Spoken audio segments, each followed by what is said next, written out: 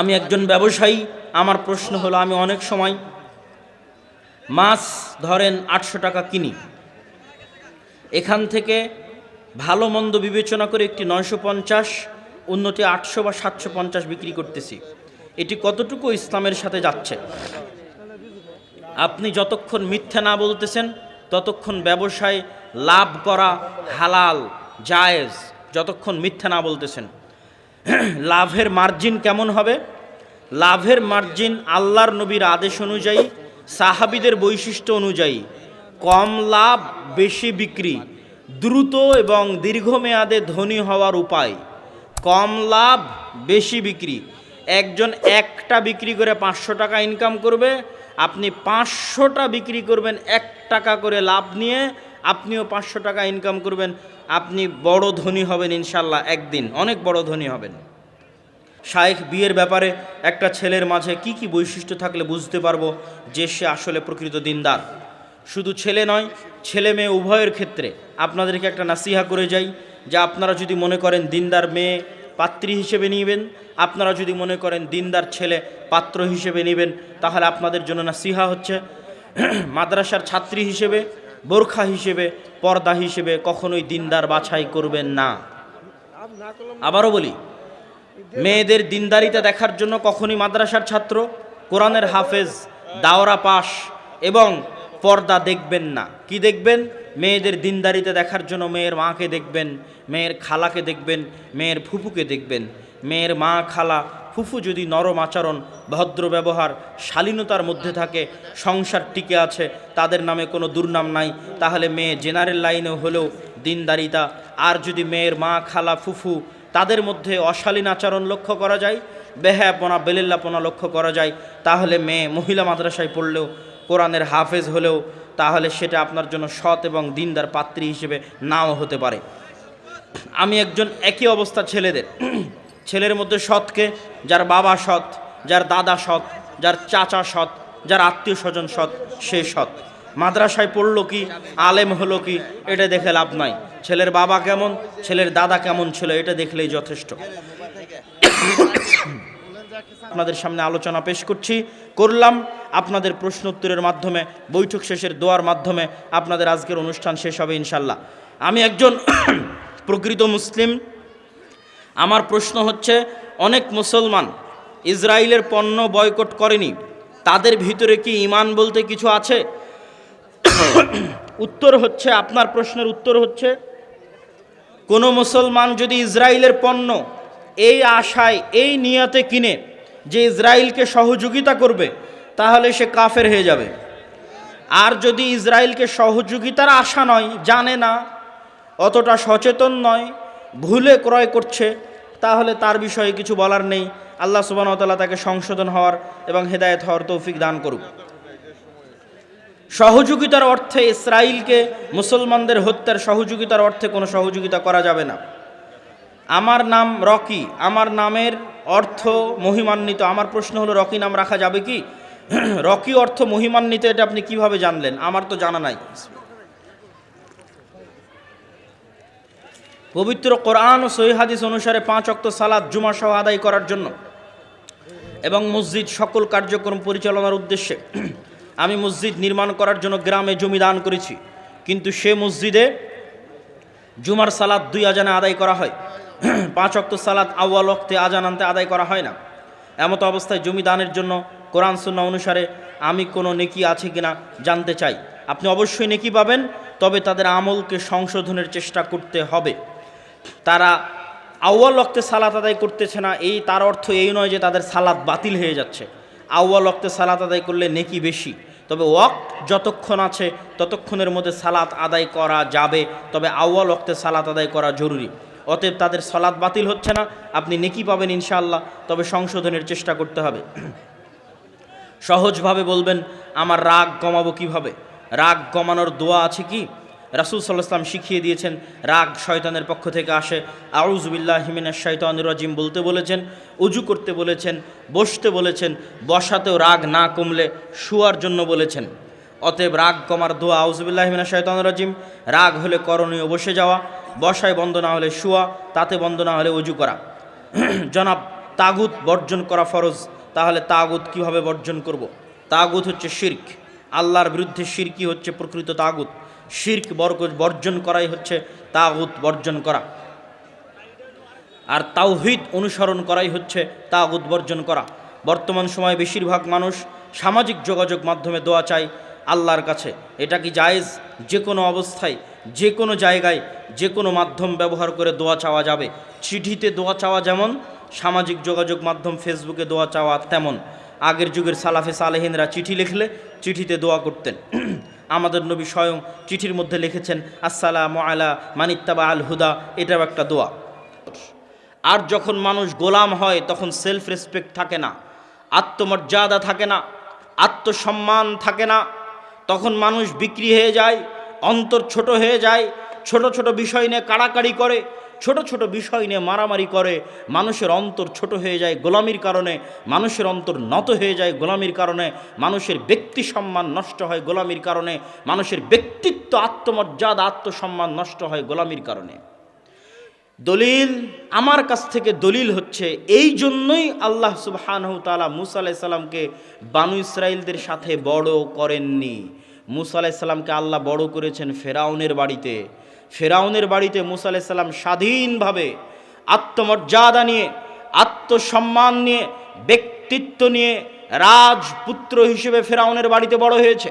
ফেরাউনের বাড়িতে বড় হওয়ার কারণেই মুসা আলাইহিস সালাতু ওয়াস সালাম যখন বাড়ি থেকে বের হয়ে দেখছেন 25-30 বছর বয়স, যে একজন ফেরাউনের লোক একজন বানু ইসরাইলের লোকের উপর অত্যাচার করতেছে, তখন মুসা আলাইহিস সালাম এক থাপ্পড়ে ফেরাউনের লোককে মেরে ফেলে দিয়েছেন। এই থাপ্পড় দেওয়ার জাজবা কোনো গোলামের থাকতে পারে না। এই থাপ্পড় দেওয়ার জাজবা মুসা আলাইহিস সালামের মধ্যে এই জন্যই এসেছে যে উনি স্বাধীনভাবে ফেরাউনের বাড়িতে বড় হয়েছেন। আল্লাহ সুবহানাহু ওয়া তাআলা এই জন্যই ওনাকে বানু ইসরাইলের সাথে বড় করেনি। কিন্তু উনি তো স্বাধীনভাবে আত্মমর্যাদা নিয়ে বড় হলেন, কিন্তু যাদের উনি নবী এরা তো 300 বছর থেকে গোলাম।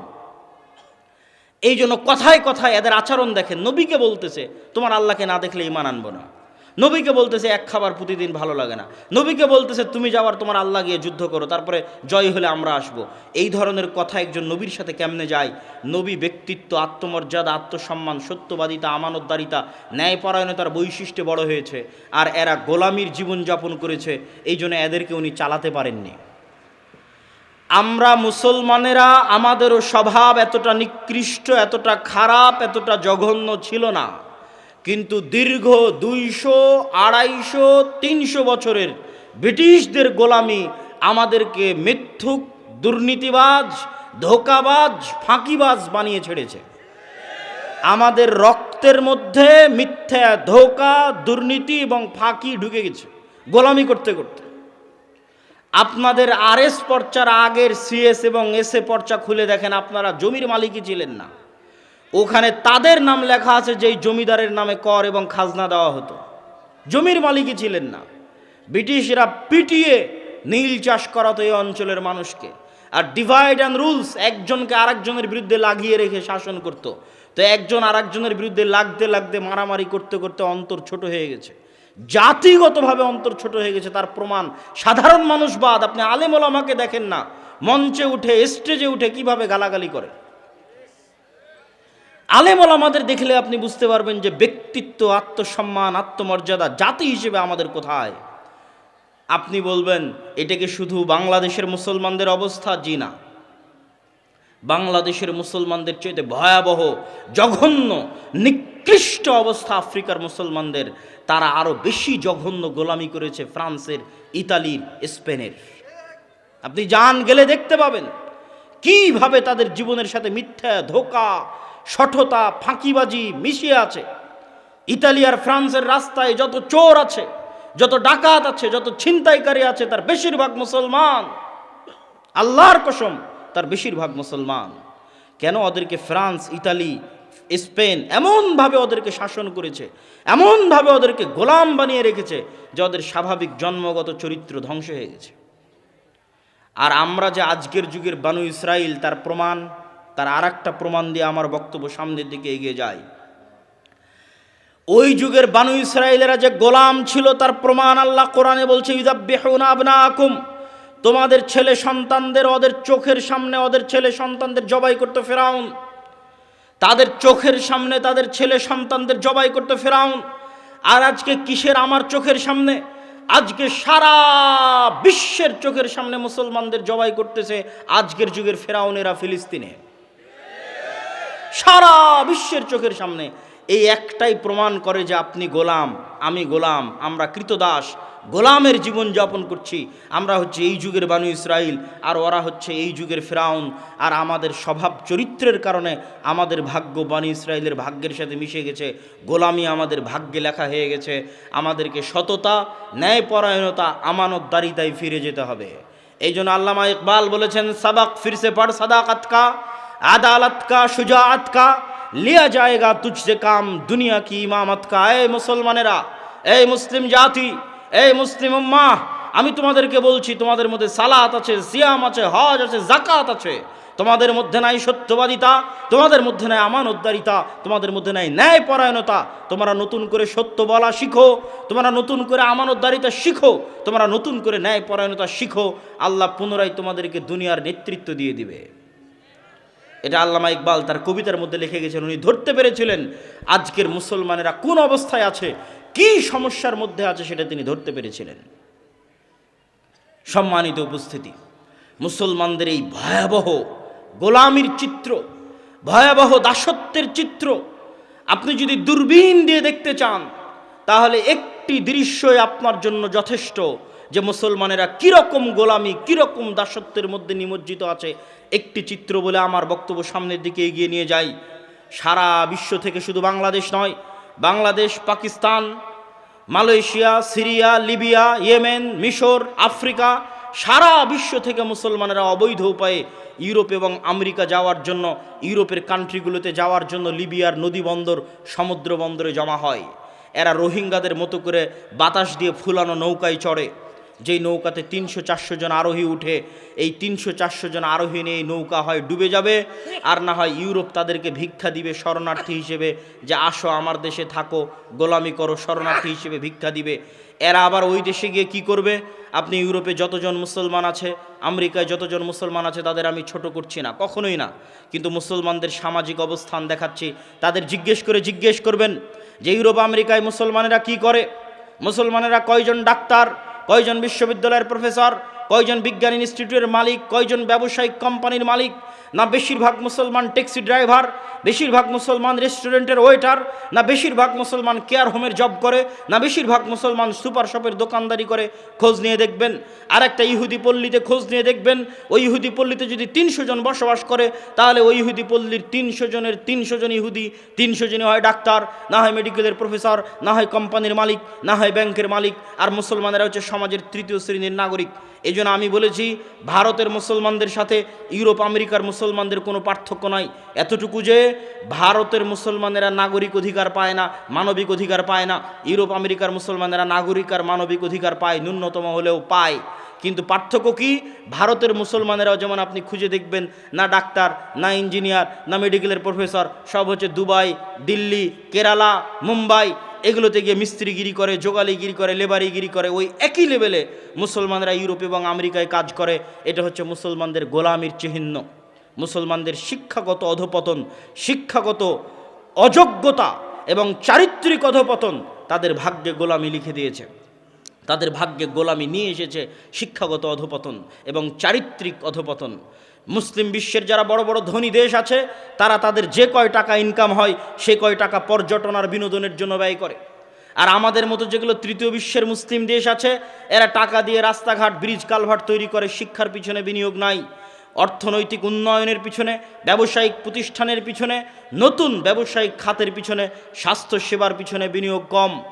আর যারা মসজিদের কমিটি আছে, তারাও যদি 10 টাকা, 500 টাকা, আজকের মসজিদ কমিটি উন্নয়নের জন্য সম্মেলন করেছে, তারাও টাকা নিয়ে গিয়ে মসজিদে এসি লাগাবে, টাইলস লাগাবে, মসজিদে ছাদ দিবে, সব কিছু করবে, কিন্তু মসজিদে শিক্ষার ব্যবস্থা করবে না। তাহলে সারা বিশ্বের মুসলমানদের কাছে শিক্ষা 2 নাম্বার, আর ইউরোপ আর আমেরিকার কাছে শিক্ষা 1 নাম্বার। বাংলাদেশে ব্রাক কয়টা এরকম জালসা আয়োজন করেছে, খ্রিস্টান মিশনারি কয়টা এরকম জালসা আয়োজন করেছে? ব্রাক কী করে? 25 থেকে 30 হাজার স্কুল চালায়। খ্রিস্টান মিশনারি কি করে? সবচেয়ে দামি এবং শ্রেষ্ঠ স্কুল পরিচালনা করে।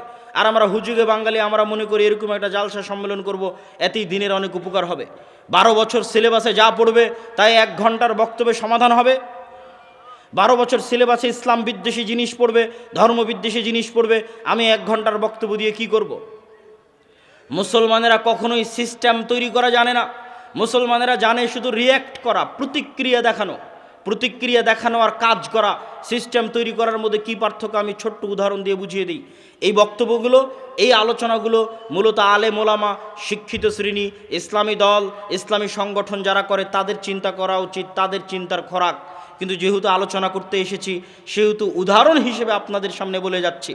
ধরেন পাশের বাড়ির ছাগল যদি আপনার গাছ খেয়ে ফেলে, তাহলে প্রতিক্রিয়া হচ্ছে আপনি চিল্লাচিল্লি করবেন, গালাগালি করবেন। তারপরে ছাগল 5 দিন আসবে না, 5 দিন পর আবার ছাগল আসবে, আপনি আবার চিল্লাচিল্লি করবেন, গালাগালি করবেন। এটার নাম প্রতিক্রিয়া। আর অ্যাক্ট কি, কাজ কি, সিস্টেম কি? আপনি ওই গাছটা বেড়া দিয়ে ঘিরে দিবেন, তার পাশে আরও বড় প্রাচীর দিয়ে ঘিরে দিবেন, যেন ওই ছাগল আর কোনো দিন এই গাছের কাছে আসতেই না পারে। এটা হচ্ছে কাজ। মুসলমানেরা সবসময় কি করে? হুট করে একদিন দেখলো ফেসবুকে কেউ আল্লাহর নবীকে গালি দিয়েছে, রাস্তাঘাট মাঠঘাট গরম করে লিল্লাহে তাকবীর দিয়ে মিছিল মিটিং করে 5 দিন 10 দিন পর আবার ঘুমিয়ে যাবে। কথা আমার বুঝতে পারেননি? 5 দিন 10 দিন পর ঘুমিয়ে যাবে। 5 বছর পর ঘুম থেকে উঠে দেখবে সিলেবাসের মধ্যে LGBT, সিলেবাসের মধ্যে ট্রান্সজেন্ডার, সিলেবাসের মধ্যে সমকামিতা, আবার লাফ দিয়ে উঠে রাস্তাঘাট মিছিল মিটিং একাকার, 10 দিন পর আবার ঘুমিয়ে যাবে। এটা হচ্ছে প্রতিক্রিয়া। কিন্তু যেই সিলেবাসের মধ্যে LGBT ঢুকলো, এই সিলেবাস তো ভারতেরও নয়, রাশিয়ারও নয়, চীনেরও নয়, আমেরিকারও নয়, তো তোমার বাংলাদেশের সিলেবাস। তুমি ছিলা কোথায়? তুমি কোথায় ছিলা? তুমি শুধু ওরা ঘটাবে তখন তাকবীর দিবা, এই অপেক্ষায় ঘুমিয়ে আছো। কিন্তু তারা 100 বছরের দীর্ঘমেয়াদী পরিকল্পনা নিয়ে, 50 বছরের দীর্ঘমেয়াদী পরিকল্পনা নিয়ে কাজ করে যাচ্ছে। যখন একটা জিনিস বাইরে ভাইরাল হয়, তোমরা লাফ দিয়ে উঠে তাকবীর দাও, তখন ওরা বলে আচ্ছা ঠিক আছে এবারের মতো না, আরও 5 বছর 3 বছর অপেক্ষা করো, নতুন সিস্টেমে এদেরকে খাওয়াবো, এরা তো আবার ঘুমিয়ে যাবে। তখন আবার প্রকাশ হবে, আবার আপনি লাফ দিয়ে গিয়ে তাকবীর দিবেন, মিছিল মিটিং করবেন, আবার ঘুমিয়ে যাবেন। এভাবে কখনো হয় না। তারা দীর্ঘমেয়াদী পরিকল্পনা নিয়ে কাজ করে। এই জন্য মুসলমানদেরকে শিক্ষা নিয়ে, দীর্ঘমেয়াদী পরিকল্পনা নিয়ে, চারিত্রিক উন্নয়ন নিয়ে, সততা, ন্যায় পরায়ণতা, আমানতদারিতা নিয়ে এবং শিক্ষা নিয়ে ইত্যাদি নিয়ে দীর্ঘমেয়াদী কাজ করতে হবে। সিস্টেম তৈরির পিছনে কাজ করতে হবে। আদ-দাওয়া ইলাল্লাহ দেশব্যাপী মসজিদ ভিত্তিক দিন শিক্ষার যে কার্যক্রমের উদ্যোগ নিয়েছে, ওটা অতি নগণ্য, অতি ক্ষুদ্র উদ্যোগ। এটা আমি তাকবীর দিয়ে সমাবেশ করে, জনসমাবেশ তৈরি করে আপনাকে দেখাতে পারবো না যে কত লোক এটা অনুসরণ করতেছে বা মানতেছে। কেননা এটা দল নয় যে আপনাকে দেখাবো এখানে হাজার হাজার মানুষ। এটা শিক্ষার বিষয়। এটা সমাজে দীর্ঘমেয়াদী প্রভাব রাখবে, নীরবে বিপ্লব ঘটাবে, সমাজে নীরবে মানুষকে দিন শিখাবে, কোরআনের পাশাপাশি মৌলিক দিন শিখাবে। কিন্তু এটা চ্যালেঞ্জ। কেন? এটাকে কেউ দাওয়াতি কাজ মনে করে না। আমাদের যুবক সমাজ মনে করে দাওয়াতি কাজ মানে জালসা আয়োজন করতে হবে, দাওয়াতি কাজ মানে কোনো দলে যোগ দিয়ে পদ নিতে হবে, কোনো মিছিল মিটিংয়ে যুক্ত হতে হবে, তাকবীর দিতে হবে। তারা কখনই মনে করে না দাওয়াতি কাজ মানে শিক্ষা। তারা মনে করে মসজিদে মক্তব তো কমিটি চালাবে আর ইমাম চালাবে। জি না, এটাই দাওয়াতি কাজ। আপনার মাথায় যখনই মাথায় আসবে যে আপনি দাওয়াতি কাজ করবেন, তখন আপনার মাথায় যেন আগে শিক্ষা আসে যে অত্র অঞ্চলের সকল মুসলমানের সন্তান কোরআন শিখলো কিনা, আপনি নিজে কোরআন জানেন কিনা, অত্র অঞ্চলের সকল মুসলমানের সন্তান দিন শিখলো কিনা, আপনার কাছে নিজের কাছে দিনের মৌলিক জ্ঞান আছে কিনা। না থাকলে বাড়ি বাড়ি গিয়ে দাওয়াত দিয়ে দিয়ে কমিটিকে বুঝিয়ে ওই বাচ্চাদেরকে মসজিদে নিয়ে এসে আদ-দাওয়া ইলাল্লাহর সহযোগিতা নিয়ে, ট্রেনিং নিয়ে উক্ত মসজিদে দিন শিক্ষার ব্যবস্থা বাস্তবায়ন করবেন। এটাই দাওয়াতি কাজ। এখন পর্যন্ত আমরা 3 ব্যাচে 100-র অধিক শিক্ষককে ট্রেনিং দিয়েছি। যে ট্রেনিংয়ে আসবে তার যাতায়াত খরচ জামিয়া সালাফিয়ার ওপর, দাওয়া ইলাল্লাহর ওপর। যে ট্রেনিংয়ে এসে থাকবে খাবে 10 দিন, ওই থাকা খাওয়ার খরচ জামিয়া সালাফিয়ার ওপর, দাওয়া ইলাল্লাহর ওপর। ট্রেনিং নিয়ে যখন ফিরে যাবে তখন 5 কপি 10 কপি করে সিলেবাসের বই তাদের কাছে বিনামূল্যে দেওয়া হবে। ওই বইয়ের বিনামূল্যে দেওয়ার খরচও জামিয়া সালাফিয়ার ওপর, দাওয়া ইলাল্লাহর ওপর। আর আমি খাকসার আব্দুল্লাহ বিন আব্দুর রাজ্জাক দেশ ও জাতির ভবিষ্যৎ প্রজন্মের সন্তানের শিক্ষার জন্য ওয়াকফ হিসেবে আছি। যেখানে ডাকবেন বিনা খরচে ফি সাবিলিল্লাহ সেই মসজিদে উপস্থিত হব, জাতির সাথে ওয়াদাবদ্ধ। কিন্তু টাকার বিনিময়ে জালসা থেকে জালসা করে বেড়াবো, এইটা কখনো দীর্ঘস্থায়ী টেকসই কাজ নয়। এটা হচ্ছে হুজুগে বাঙালি মেলার মতো। আগের যুগে যাত্রা হতো, এই যুগে মেলা, তার আগের যুগে মেলা হতো, আর এখন হয়তো আমরা তার আলট্রা ভার্সন, ইসলামিক ভার্সন তৈরি করেছি, জালসা সম্মেলন। তার মানে জালসা সম্মেলনে যে দিনের কাজ হয় না তা বলি না। জালসা সম্মেলনে দুইটা দিক নির্দেশনা দেওয়া যায়, জালসা সম্মেলনে দুইটা ইমান জাগানো কথা বলা যায়, কিন্তু জালসা সম্মেলনে শিখানো যায় না। ও 12 বছর সিলেবাসে যা শিখাবে আমি একদিনে 1 ঘন্টায় তা শিখাতে পারবো না। এর জন্য আপনাকে মসজিদে আসতে হবে, আমার ট্রেনিংপ্রাপ্ত শিক্ষকের কাছে সিলেবাসের মাধ্যমে আপনাকে নিয়মিত শিখতে হবে। ও 12 বছরে ধর্মবিদ্বেষী যা শিখাবে তার আগেই অ্যান্টিবায়োটিক হিসেবে, ইঞ্জেকশন হিসেবে আপনার শরীরের সন্তানের অন্তরে দিনের জ্ঞান, কোরআনের জ্ঞান বসিয়ে দেওয়া হবে, যেন শয়তান তাকে পথভ্রষ্ট করতে না পারে ইনশাআল্লাহ। কিন্তু আপনি যদি মসজিদ ভিত্তিক দিন শিক্ষা বাস্তবায়ন না করেন, তাহলে জেনে রাখবেন আপনার সন্তানকে, যে কোনো মুসলমানের সন্তানকে কোরআনের জ্ঞান না দিয়ে, মৌলিক দিনের জ্ঞান না দিয়ে বর্তমান যুগে স্কুলে পাঠানো সরাসরি শয়তানের কাছে পাঠানো। আর আমি যখনই শয়তানের কথা বলি, ইবলিসের কথা বলি, আল্লাহে আল্লাহর কসম, আল্লাহে আল্লাহর কসম, আল্লাহে আল্লাহর কসম, কাল্পনিক কোনো চরিত্রের কথা বলি না। যে ইবলিস পৃথিবীতে বাস করে, যে ইবলিস আদম আলাইহিস সালাতু ওয়াস সালামকে সিজদা করেনি, সরাসরি ওই ইবলিসের কথা বলি। আমি বক্তব্যে বলেছি শরীফ এবং শরীফার গল্প, ট্রান্সজেন্ডারের গল্প ইবলিস স্বয়ং নিজে লিখেছে। তো আমি যখন বলেছি ইবলিস নিজে লিখেছে, আল্লাহর কসম আমি এটা কাল্পনিক চরিত্র হিসেবে ব্যবহার করিনি। আমি সত্যি সত্যি ওই ইবলিস বুঝিয়েছি যে পৃথিবীতে বাস করে, ওই ইবলিস বুঝিয়েছি যে আদম আলাইহিস সালাতু ওয়াস সালামকে সিজদা করেনি সেই ইবলিস। এই ইবলিসের সবচেয়ে বড় এজেন্ডা হচ্ছে মানুষকে তার স্বাভাবিক মর্যাদা থেকে, স্বাভাবিক মান সম্মান থেকে নিচে নামিয়ে দেওয়া। তাহলে মানুষ যখন এই ধরনের জঘন্য নিকৃষ্ট পশু বৃত্তিতে লিপ্ত হয়ে যাবে, তখন ইবলিস খুশি হবে, ইবলিস শান্তি পাবে, ইবলিস আরাম পাবে। এই জন্য সারা পৃথিবীতে ইবলিস তার এই এজেন্ডা নিয়ে কাজ করতেছে। অতএব আপনি আপনার সন্তানকে দিন না শিখে স্কুলে পাঠালেন মানে ইবলিসের কাছে পাঠালেন। আর সেই দিন আরও ভয়াবহ হবে। কোন দিন ভয়াবহ হবে? আপনি জার্মানিতে খোঁজ নেন, ফ্রান্সে খোঁজ নেন, যে কোনো প্রবাসী ভাইয়ের কাছে, যে মুসলমানের সন্তান যদি স্কুলে যায় আর স্কুলে যদি তাকে সমকামিতা শেখানো হয়, আর বাবা যদি এই সমকামিতার প্রোটেস্ট করে, যেটা আমাদের দিনে হারাম, বা বাবা যদি সন্তানকে শাসন করার চেষ্টা করে, আর ওই সন্তান যদি স্কুলে গিয়ে শিক্ষককে বলে যে আমার স্কুলে যেটা শেখানো হচ্ছে বাবা তার বিরোধিতা করতেছে এবং আমাকে এটা করতে দিচ্ছে না বা মানতে দিচ্ছে না, সাথে সাথে গভর্নমেন্টের পক্ষ থেকে পুলিশের মাধ্যমে ওই সন্তানকে বাপ মা থেকে আলাদা করে দেওয়া হবে, সন্তানকে সেফ হোমে রাখা হবে। মাসে একদিন, বছরে একদিন সন্তানকে আপনি দেখতে পাবেন, সন্তানকে আপনি শিক্ষা দিতে পারবেন না। সন্তান জন্ম দিয়েছেন আপনি, সন্তানের পিছনে খরচ করছেন আপনি, খাওয়াচ্ছেন আপনি, কিন্তু সন্তানকে শিক্ষা দিবে, মানুষ করবে স্বয়ং ইবলিস নিজে। সেই ভয়াবহ দিন এখনও আসেনি। ওই ভয়াবহ দিন আসার আগে এখনও যতদিন আপনাদের মসজিদগুলো আছে, এই মসজিদগুলোতে দিন শিক্ষার ব্যবস্থাকে শক্তিশালী করেন। মসজিদের চাইতে শক্তিশালী হতে হবে দিন শিক্ষার ব্যবস্থা।